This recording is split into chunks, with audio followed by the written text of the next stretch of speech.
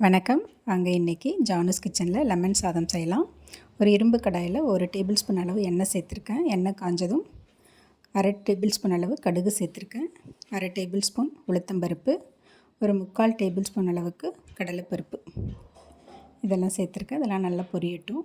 ஒரு 4-5 வரமிளகாய் சேர்த்துருக்கேன். உளுத்தம்பருப்பு கடலைப்பருப்பெல்லாம் கொஞ்சம் செவந்த பிறகு 1 டேபிள் ஸ்பூன் அளவுக்கு வேர்க்கடலையும் சேர்த்துருக்கேன். இதுவும் நல்லா செவந்த பிறகு இதை ஒரு கிண்ணத்தில் எடுத்து வச்சுக்கலாம்.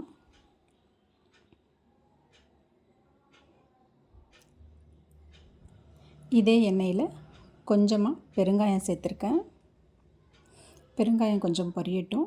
இல்லை துருவின இஞ்சி கொஞ்சம் சேர்த்துருக்கேன். காரத்துக்கு தகுந்த மாதிரி பச்சை மிளகாவும் சேர்த்துருக்கேன். கொஞ்சம் கருவேப்பிலை போட்டுக்கலாம். இதெல்லாம் வதங்கின பிறகு இது கூட ஒரு லெமன் பிழிஞ்சு விட்டுருக்கேன். அதுக்கு முன்னாடி ஸ்டவ்வை நம்ம ஆஃப் பண்ணிடணும். ஸ்டவ் ஆஃப் பண்ணிவிட்டு தான் லெமன் பிழியணும். ஒரு லெமன் பிழிஞ்சிட்டு தேவையான அளவு உப்பு, கொஞ்சமாக மஞ்சள் தூள் சேர்த்துருக்கேன்.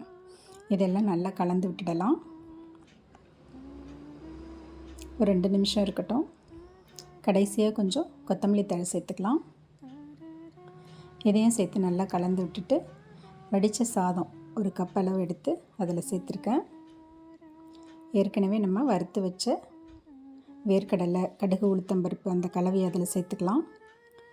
சேர்த்துட்டு நல்லா கலந்து விட்டுடலாம். இந்த லெமன் சாதம் லஞ்ச் பேக்கிங்க்கு ரொம்ப நல்லாயிருக்கும். ட்ரை பண்ணி பாருங்கள். தேங்க்ஸ் ஃபார் வாட்சிங்.